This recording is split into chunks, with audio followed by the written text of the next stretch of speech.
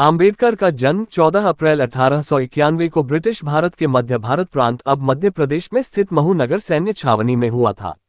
वे रामजी मालोजी सकपाल और भीमाबाई की 14वीं व अंतिम संतान थे। उनका परिवार कबीर पंथ को मानने वाला मराठी मूल का था और वो वर्तमान महाराष्ट्र के रत्नागिरी जिले में आंबडवे गांव के निवासी थे। वे हिंदू महार जाति से संबंध रखते थे, जो तब अछूत कही जाती थी और इस कारण उन्हें सामाजिक और आर्थिक रूप से गहरा भेदभाव सहन करना पड़ता था। भीमराव आम्बेडकर के पूर्वज लंबे समय से ब्रिटिश ईस्ट इंडिया कंपनी की सेना में कार्यरत रहे थे और उनके पिता रामजी सकपाल भारतीय सेना की महू छावनी में सेवारत थे तथा यहां काम करते हुए वे सूबेदार के पद तक पहुंचे थे। उन्होंने मराठी और अंग्रेजी में औपचारिक शिक्षा प्राप्त की थी। अपनी जाति के कारण बालक भीम को सामाजिक प्रतिरोध का सामना करना पड़ रहा था।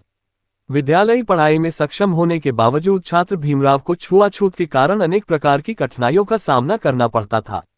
7 नवंबर 1900 को रामजी सकपाल ने सतारा की गवर्नमेंट हाई स्कूल में अपने बेटे भीमराव का नाम भिवा रामजी आम्बेडकर दर्ज कराया। उनके बचपन का नाम भिवा था। आम्बेडकर का मूल उपनाम सकपाल की बजाय आम्बेडकर लिखवाया था, जो कि उनके आम्बडवे गांव से संबंधित था।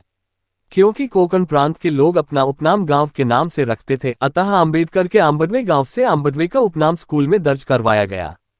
बाद में एक देवरुख ब्राह्मण शिक्षक कृष्णा केशव आम्बेडकर, जो उनसे विशेष स्नेह रखते थे, ने उनके नाम से आम्बेडकर हटाकर अपना सरल आम्बेडकर उपनाम जोड़ दिया। तब से आज तक वे आम्बेडकर नाम से जाने जाते हैं। आम्बेडकर ने कहा था, छुआछूत गुलामी से भी बदतर है। आम्बेडकर बड़ौदा के रियासत राज्य द्वारा शिक्षित थे, अतः उनकी सेवा करने के लिए बाध्य थे। उन्हें महाराजा गायकवाड़ का सैन्य सचिव नियुक्त किया गया, लेकिन जातिगत भेदभाव के कारण कुछ ही समय में उन्हें ये नौकरी छोड़नी पड़ी। उन्होंने इस घटना को अपनी आत्मकथा वेटिंग फॉर अ वीजा में वर्णित किया।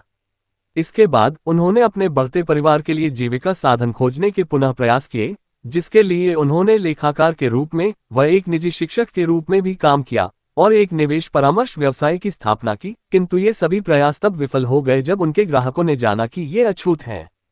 1918 में ये मुंबई में Sydenham college of commerce and economics में राजनीतिक अर्थशास्त्र के प्रोफेसर बने। हालांकि वे छात्रों के साथ सफल रहे, फिर भी अन्य प्रोफेसरों ने उनके साथ पानी पीने के बर्तन साझा करने पर विरोध किया।